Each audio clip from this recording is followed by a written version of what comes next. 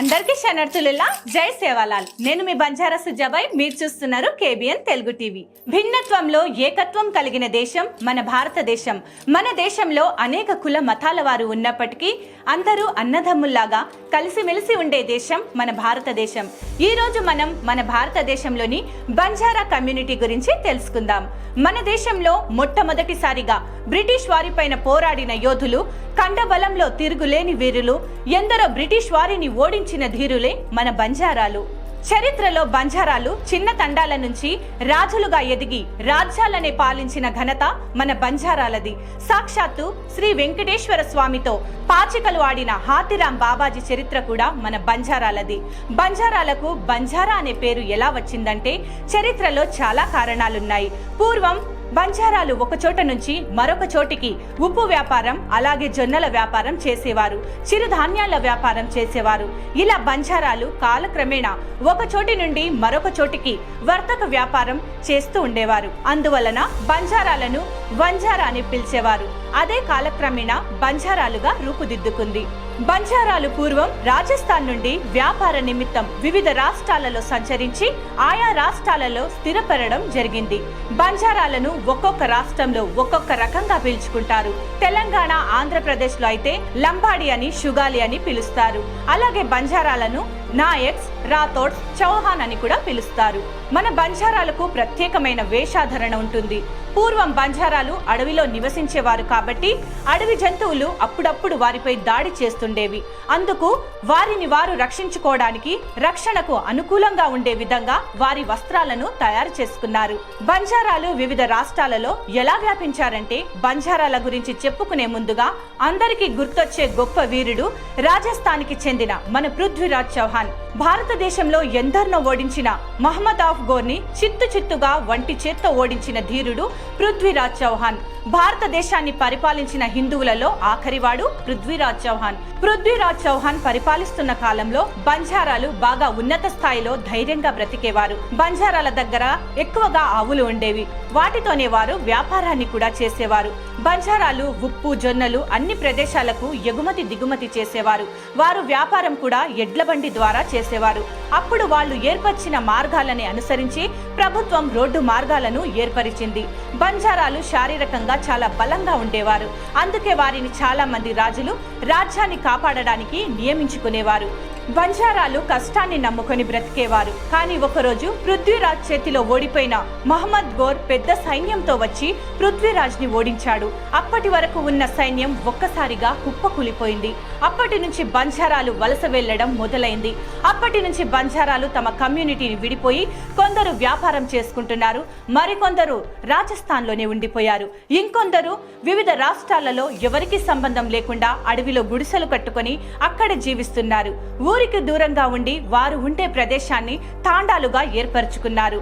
బంజారాలలో మరొక గొప్ప విషయం ఏంటంటే బంజారా జాతికి చెందిన గొప్ప యోధుడు, బంజారా చరిత్రకు రాజు మరియు ఆసియా ఖండంలోని వ్యాపారానికి రారాజు, మన ఆసియా ఖండంలోని కాంట్రాక్టర్ అయిన లక్కీసా బంజారా. లక్కీసా బంజారా ఢిల్లీ దగ్గరలోని తండాలో జన్మించాడు. అప్పట్లోనే 4 లక్షల మందికి జీవన ఉపాధిని కల్పించాడు లక్కీసా బంజారా.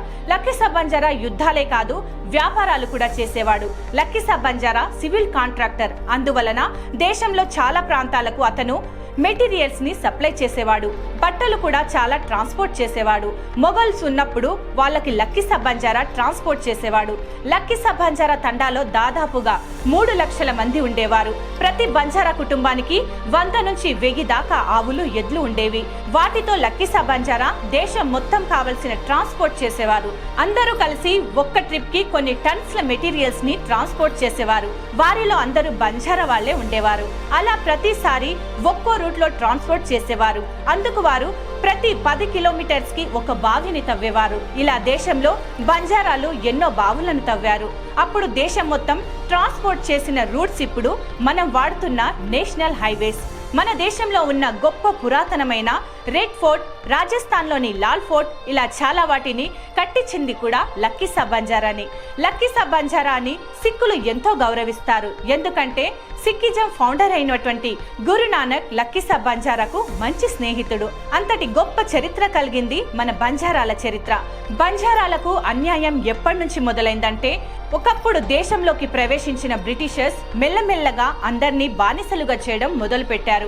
కానీ వారికి బంజారాలు లొంగలేదు. అందుకే వారి మధ్య గొడవలయ్యాయి. బంజారాలు అడవిలో ఉంటూ చాలా మంది బ్రిటిషర్స్ ని చంపారు. అందుకే వారు 1871లో క్రిమినల్ ట్రైబ్ యాక్ట్ ని ఇంప్లిమెంట్ చేసి బంజారాలను దుండగులు అని అనేక పేర్లు పెట్టి వారి గురించి ప్రజల్లో తప్పుడు ప్రచారాలు చేసి బంజారాలు ఎక్కడ కనపడ్డా వారిని కిరాతకంగా చంపేవారు. అలా మెల్లమెల్లగా ఎన్నో యుద్ధాల తర్వాత బ్రిటిష్ వారికి బంజారాలపై కోపం తగ్గింది.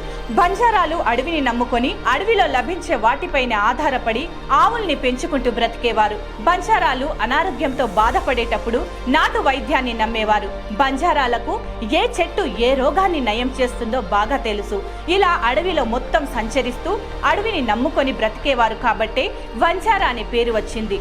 బంజారాలు దేశంలో ఎంతో గొప్ప రాజులకు ఉప్పుని, ఆయుధాల్ని అందించేవారు. మన తెలుగు రాష్ట్రాలు కలిసి ఉన్నప్పుడు నిజాంకి, గోల్కొండ ఫోర్ట్ కి వారికి కావలసిన ప్రతి ఒక్కదాన్ని కూడా బంజారాలు అందించేవారు. అందుకే గోల్కొండ ఫోర్ట్ లో సపరేట్ గా బంజారాల దర్వాజా ఉంటుంది. బంజారా వారి సంఖ్య ఎక్కువ కావడంతో దగ్గరలో ఉన్న ఒక కొండ దగ్గర వారు ఆవులను తీసుకొచ్చి కొన్ని గుడిసెలు కట్టుకొని జీవించేవారు. నిజాం రాజులకు కావలసినవి ఇవ్వడంతో వారిని రాజు చాలా మర్యాదగా చూసుకునేవారు.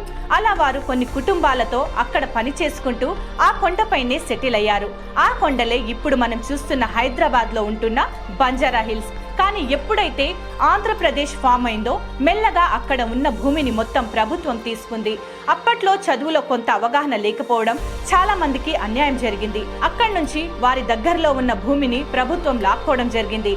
ఇలా చదువుపై అవగాహన లేకపోవడంతో ఎన్నో అవకాశాలను కోల్పోయారు బంజారాలు. కానీ ఇప్పుడున్న బంజారాలు ప్రతి రంగంలో ముందున్నారు. వారికి వారే పోటీగా నిలుస్తున్నారు. బంజారాలలో టీచర్స్ గా, డాక్టర్స్ గా, ఎన్నో రాష్ట్రాలకు చీఫ్ మినిస్టర్లుగా ఎంతో గొప్ప పదవులలో రాణిస్తున్నారు. బంజారాలు దేశంలో ఎక్కడికి వెళ్ళినా మరొకరి పట్ల చూపించే ప్రేమ, అభిమానం, ఆప్యాయత ఎలాంటి కల్మషం లేకుండా ఉంటుంది. అసలు యూనిటీ అంటే బంజారాలను చూసి నేర్చుకోవాలి. బంజారాలలో ఒక్కరికి అన్యాయం జరిగినా వందలాది మంది కదలి వస్తారు.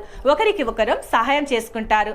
బంజారాల ఆరాధ్య దైవం సేవాలాల్ మరియు మేరమ్మయాడి. ఇది ఇవాల్టి ప్రత్యేక కథనం. మరొక ప్రత్యేక కథనంతో త్వరలో మీ ముందుకొస్తాను. అందరికీ శరణార్థులు. జై సేవాలాల్.